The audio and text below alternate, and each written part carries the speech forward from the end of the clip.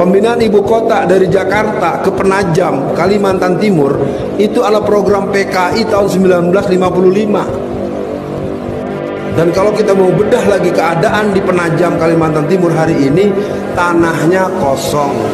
Sementara Istana Negara, sementara Monas, sementara gedung-gedung RRI, gedung TVRI, sadonya ada di Jakarta.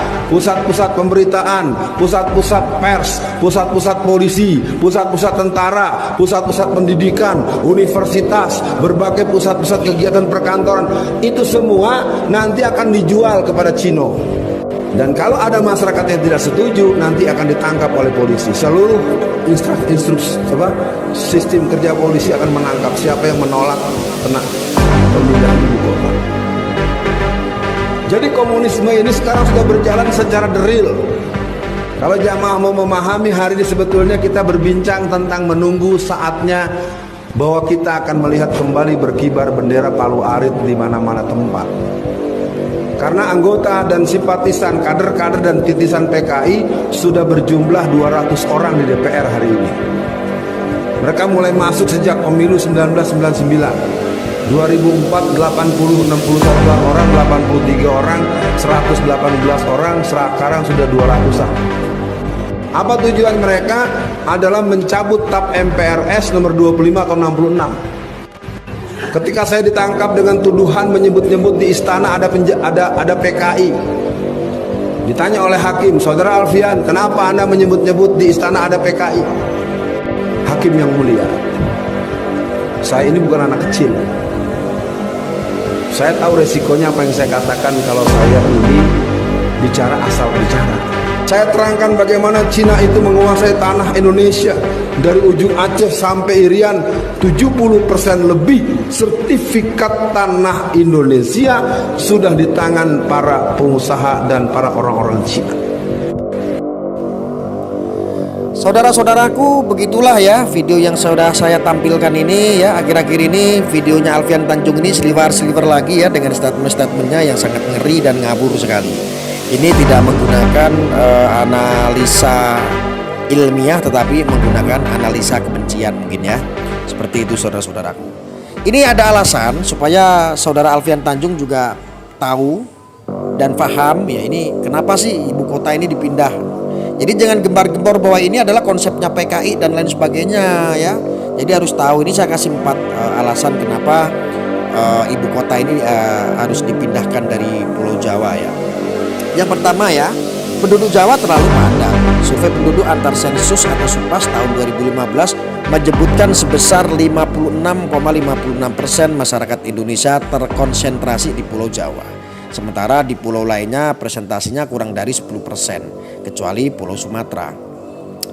Penduduk Sumatera sebesar 21,78% dari keseluruhan masyarakat Indonesia atau sebanyak 56.932.400 jiwa. Sedangkan di Kalimantan presentasi penduduk Indonesia hanya 6,05% atau 15.801.800 jiwa. Di Sulawesi presentasi penduduk Indonesia sebesar 7,33% atau 19.149.500 jiwa. Di Bali dan Nusa Tenggara penduduknya sebanyak 14.540.600 jiwa atau 5,56%-nya penduduk Indonesia.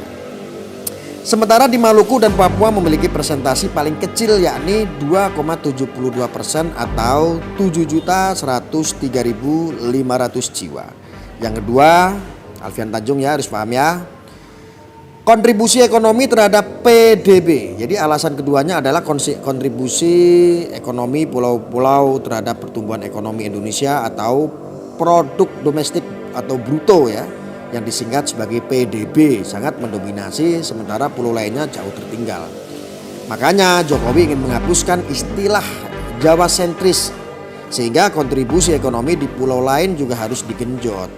Berdasarkan data Badan Pusat Statistik atau BPS 2018, kontribusi ekonomi terhadap PDB di Pulau Jawa sebesar 58,49%. Sebanyak 20,85% diantaranya disumbang oleh Jabodetabek. Sementara pertumbuhan ekonomi di Pulau Jawa sebesar 5,61%. Di Sumatera kontribusi ekonominya sebesar 21,66% dengan pertumbuhan 4,3%.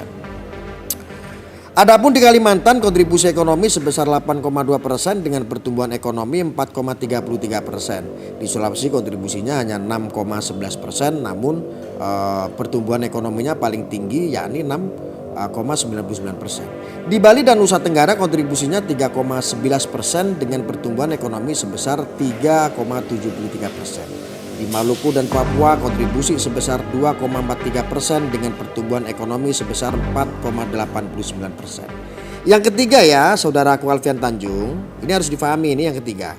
Krisis ketersediaan air. Jadi ketersediaan air bersih menjadi salah satu counter pemerintah dalam menentukan lokasi ibu kota baru. Pulau Jawa berdasarkan data Kementerian Pekerjaan Umum dan Perumahan Rakyat atau PUPR tahun 2016 mengalami krisis air yang cukup parah. Memang betul, saya orang Jawa ya, merasakan itu. Ada di daerah yang termasuk indikator berwarna kuning yang artinya mengalami tekanan ketersediaan air seperti di wilayah Jawa Tengah contohnya ya. Di wilayah Jawa Timur indikatornya berwarna oranye yang artinya ada kalangan air. Sementara di wilayah Jabodetabek indikatornya merah atau terjadi kelangkaan mutlak. Hanya sebagian kecil di Pulau Jawa yang memiliki indikator hijau atau ketersediaan airnya masih sehat, yakni di wilayah Gunung Salak hingga ujung kulon. Yang keempat ini ya saudaraku Alfian Tanjung, Ustadz residivis yang sering masuk penjara. Yang empat ya, kontroversi lahan di Jawa mendominasi ya. Jadi hasil modeling atau KLHS atau Bappenas 2019 menunjukkan konversi lahan terbesar terjadi di Pulau Jawa. Jadi proporsi konsumsi lahan terbangun di Pulau Jawa mendominasi bahkan mencapai 5 kali lipat dari Kalimantan.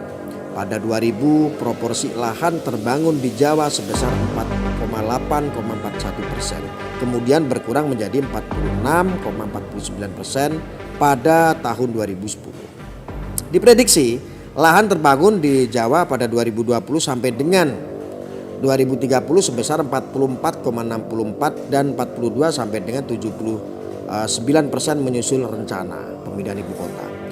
Di Kalimantan keterbangunan lahannya sebesar 9,29%. Pada 2010 proporsi lahan terbangun di Kalimantan diprediksi meningkat pada 2020 menjadi 10,18% dan 11,08% pada 2030. Sementara di Sumatera proporsi lahan terbangunnya sebesar 32,54% pada 2010. Diprediksi pembangunannya terus meningkat pada 2020 sebesar 32,71%. Dan pada 2030 sebesar 32,87%. Adapun di Sulawesi provinsi lahan terbangunnya sebesar 4,88% pada 2010. Kemudian diprediksi terus bertumbuh menjadi 5,42% pada 2020 dan 5,96% pada 2030. Makanya Presiden Joko Widodo mengumumkan Kalimantan Timur menjadi lokasi ibu kota baru Indonesia. Ibu kota ini berada di perbatasan antara Kabupaten Panajam, Pasir Utara dan Kutai Kartanegara. Terpilihnya kawasan ini karena teruji minim bencana. Pemerintah resmi memilih sebagian wilayah Kutai Kartanegara dan Panajam Pasir Utara di Kalimantan Timur sebagai lokasi ibu kota baru. Dan Presiden Jokowi sebelumnya telah menyampaikan rencana pemindahan ibu kota negara di Pulau Kalimantan saat sedang bersama DPR ya waktu itu ya, sama DPR pada tahun 2019 waktu itu. Sejauh mana pemindahan ibu kota ini mendukung pemerataan pembangunan. Lalu bagaimana dukungan politik di DPR untuk menyiapkan kebutuhan pengesahan rencana. Ya begitu saudara-saudaraku ya. Ini mudah-mudahan nih saudara Alfian Tanjung ini dengar ya supaya tidak memprovokasi terus. Jadi apa-apa dikaitkan dengan PKI, konsep atau programnya PKI. Salah saudara-saudaraku. Memang sang proklamator atau bapak yang pertama presiden kita yang kita cintai, presiden yang pertama Indonesia itu dulu pernah mencanangkan untuk pemindahan ibu kota itu sudah jauh-jauh hari ya, enggak baru-baru ini. Baru terrealisasi di pemerintahnya Insinyur Haji Joko Widodo. Harusnya kita ini mengapresiasi karena apa? Jakarta ini sudah kayak lautan, kalau hujan ini sudah kayak lautan. Kalau banjir ini sudah nggak kebendung lagi, perekonomian setiap tahun harus membuang anggaran yang begitu besar. Coba bayangin, anggaran yang begitu besar itu miliaran sampai dengan triliunan setiap tahun setiap banjir itu. Itu dana APBD ataupun bantuan dari APBN pasti itu untuk membantu menetralisasi ya bencana-bencana banjir yang ada di Jakarta. Maka ya seperti ini tujuan pemerintah untuk memindahkan ibu kota. Selain ini adalah amanah, juga ini meminimalkan resiko ya buang-buang anggaran setiap banjir, makanya dipindahkan di Kalimantan. Ya satu sisi ya opini-opini di luaran sana itu ya bisa jadi ya. Kalau ibu kotanya pindah sana juga mereka orang-orang kadrun-kadrun ini demonya jauh. Harus menggunakan getekan. Harus pakai perahu. Karena jauh dia harus nyebrang ya. Ya, mungkin gitu aja. Mungkin itu aja ya, ini buat saudara Ustadz Alfian Tanjung nih. Anda ini nggak kapok-kapok ya, sudah jadi residivis. Anda ini ustadz tapi ustadz residivis ya, bolak-balik masuk penjara karena beberapa pelanggaran hukum yang Anda perbuat ini.